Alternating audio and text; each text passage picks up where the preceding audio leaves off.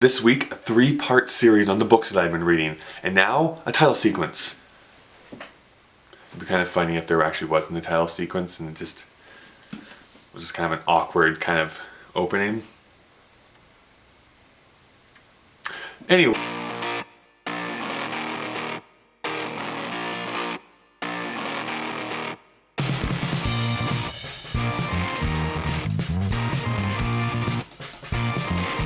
Let me read to you something here, okay?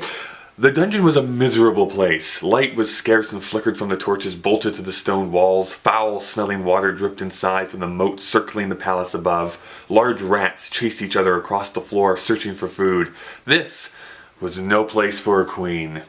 Isn't that an awesome way to start a book? So that was from the book The Land of Stories, The Wishing Spell. So let me quickly tell you about the plot here. We have Alex and Connor, a female and male. They're brother and sister. They're also twins. They also happen to really love fairy tales. Their father has just recently passed away. He died in an auto accident, and their mother is kind of scraping by and trying to, make things work for them, but she's missing some of her birthdays, not spending a lot of time with her, and they're sad and she's sad, and it's not a very happy situation. But their grandmother comes to visit and she gives this book, The Land of Stories, the book that she used to read fairy tales to the kids with when they were kids.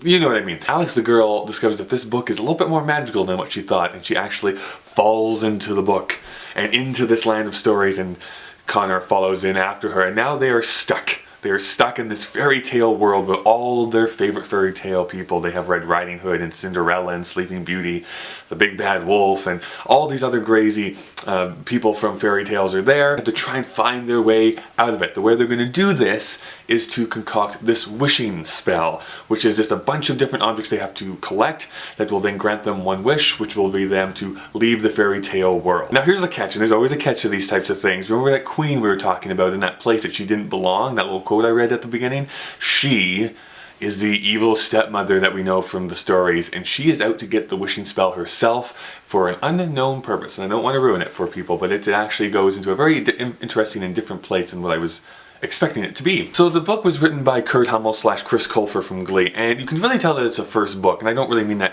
as too much of a slight, but I feel that when people get to publish their first book, it's like, oh, I have all these ideas, I'm going to throw them all at you at once, and that's kind of what it feels like. There's two main criticisms I can level at the book, which is, number one, the dialogue is not that good. It feels a little bit forced in most cases. It just doesn't flow very well. However, the story itself is really good. The other thing I observed as well is that because this is his first book, and because he has probably all these ideas that are like ramming and bubbling to the surface in his head, he really wants to throw all of these things at you and like really show you this world. But what happens is that because they have so many objects they have to get, as soon as they're in one spot they have to like rush off to the other spot and then rush off to the other spot, and you never really get a chance just to settle in and really feel like this is a lived-in world. I'm feeling that this becomes a series that we'll get to spend more time in some of the other kingdoms and stuff like that and really get a feel for the people that live in each of these tiny kingdoms that pocket around it. But those are my two major criticisms. Here's the things I really did like though. The twins really handled their narration really well. We kind of go back and forth between the two twins telling the story, and it's a really interesting way that Chris Colfer actually manages to, in the same chapter, even go from one twin to the other one, and they kind of pull double duty kind of telling the story, and I really enjoyed how he played with that. The other one is the subversion of fairy tales. This is something that I really love because I'm a huge fairy tale fan, and I love children's literature, and I studied it when I was in university, so I'm a really big fan. And this isn't anything 100% new. Chris Colfer, knowing musical theater probably the way that he does, is probably familiar with Into the Woods, which is it's a great Stephen Sondheim musical that kind of talks all about this subversion of fairy tales, what happens after that happily ever after. And this is what happens here too. Of course, there's also Wicked, not only the Broadway show, but the book that it's based upon. Great at subverting what we think as children's literature and how we think villains interact and how we think good people interact, and maybe depending on where you're standing, it's not exactly 100% black and white about who is evil, who is good. And so I really liked what Chris Colfer did with that. And the great thing is that Chris Colfer actually mentions the actual version of the fairy tales.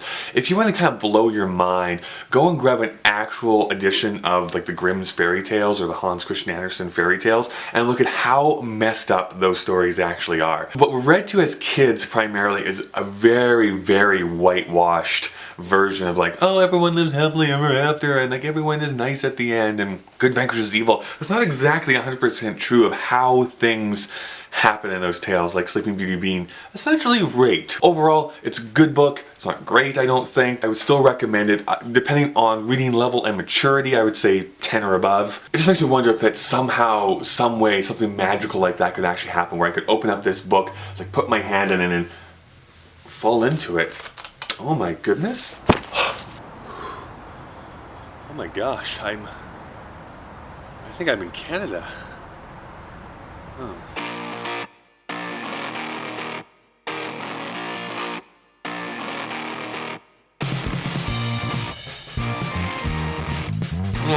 Yeah.